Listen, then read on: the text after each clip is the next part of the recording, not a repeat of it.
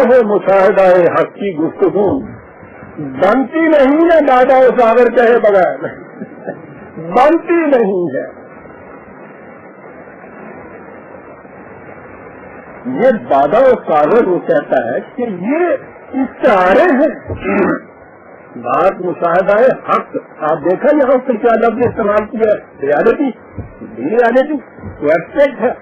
بنتی نہیں ہے دادا ساگر کہے بغیر تشریح. مثال کے طور پہ یہی لیجیے قرآن کریم نے ایک جگہ کہا حرمت علیکم امہاتکم 4:23 تم پر تمہاری مائیں حرام قرار دی نکاح کے لیے. اب یہاں واضح ہے کہ کے معنی وہ ماں ہے جو بچے کو جانتی ہے.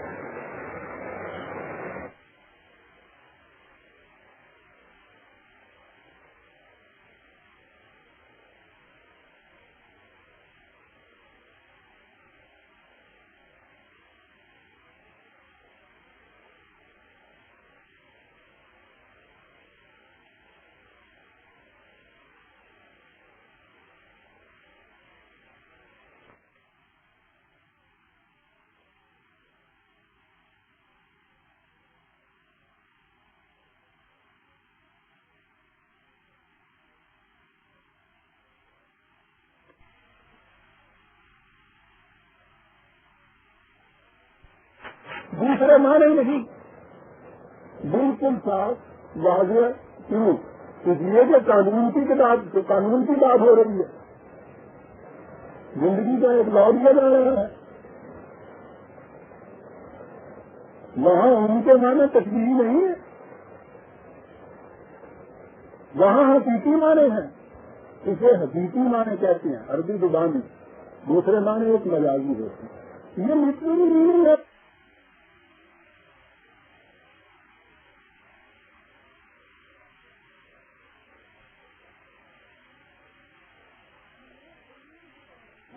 امول کتاب وہی لفظ یہاں آیا ہے.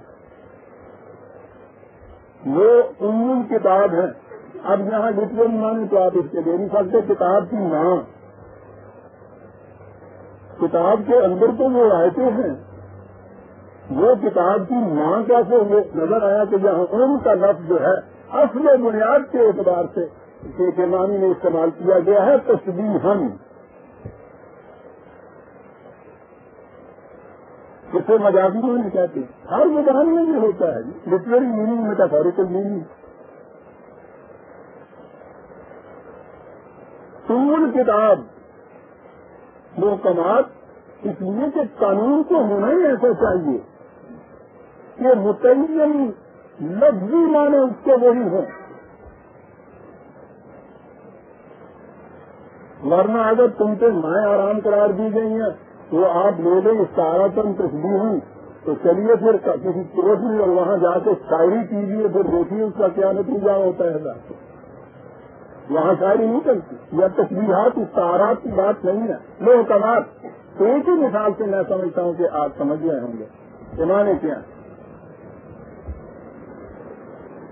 قرآن کریم میں یہ جو ایبسٹریکٹ حقیقتیں ہیں مجرد حقیقتیں نامحسوس غیر مرئی انویزیبل امپرسیپٹیبل امپرسیپٹیبل بھی نہیں عزیزان من جن کا آج تصور بھی حقیقت میں نہیں ہم کر سکتے. الفاظ ہمارے ہیں. خدا نے کائنات کو پیدا کیا ثم استوى على العرش 7/64 پھر وہ عرش سے مستوی ہو گئے. استوا سے معنی ہوتا ہے غالب آ جانا جم کے بیٹھ جانا کسی جگہ اسٹیبلش کر لینا اپنے آپ. عرش تو تختوش کو کہتے ہیں. تختے کو کہتے ہیں. تخت حکومت کو کہتے ہیں. یہ جو لکڑی کا بنا ہوا ہاں وہ تختے کا کیوں ہو کروڑوں روپئے کا بنا ہوا کوئی بھی ہوگا اس کو عرش کہا جائے گا. پھر وہ عرش سے بیٹھ گیا. اب ظاہر ہے کہ جب خدا کا تصور یہ ہے کہ ہوا محکم اینا محکوم تھی تم جہاں بھی ہو وہ تمہارے ساتھ ہے، وہ تمہاری 4 عرش سے بھی قریب ہے. تو کوئی لکڑی کا یا اس قسم کا تخت تو نہیں ہوگا، خواہ وہ تخت تعارف ہی کیوں نہ ہو، کہ وہ کسی مقام میں رکھا ہے اور اس کے اوپر خدا بیٹھا ہے. یہ تو مانے ہو نہیں سکتے نا. سیدھی سی بات ہے. تخت حکومت آپ جب کہتے ہیں اب تو تخت ہوتا ہی نہیں کہیں. تھرون جب آپ کہتے ہیں انگریزی میں، آج بھی اس کے مطلب آپ کا سجمن کا وہ تخت نہیں ہوتا جو کسی زمانے میں ہوتا تھا. تھرون اب ہے ہی نہیں. کراؤن جب آپ کہتے ہیں اب وہ سجمن کا تاج تو کہیں کہیں رہ گیا، وہ بھی فضا میں اڑتا چلا جا رہا ہے. غیر فطری چیز تھی. اس کا مفہوم آپ سمجھتے ہیں. کیا آپ کہتے ہیں تختہ الٹ کے رکھ دیا، تو یہ نہیں ہوتا کہ اس کی دکان کے سامنے ایک تخت پوچھ کے ایسی نام کر دیتا. آپ سمجھتے ہیں ان کے معنی کیا ہیں؟ تم مستوی علی العرش، کائنات کو اس نے تخلیق کیا اور اس کا مرکزی کنٹرول اپنے ہاتھ میں رکھتے. بات آپ ہو گئے. لیکن ہمارے نہ چلے تھا. آپ کو شاید علم نہیں کہ اس عرش کی تماشے بھی ہمارے ہاں دی گئی. آگے چلے قرآن نے کہہ دیا کانا عرش ہو علی الماء، 11 اس کا عرش پانی کا تھا. ماں کے معنی میں پانی، عرش تو پھر وہ تھائی تک تھا جو زمین میں تھا، لکڑی کا تھا.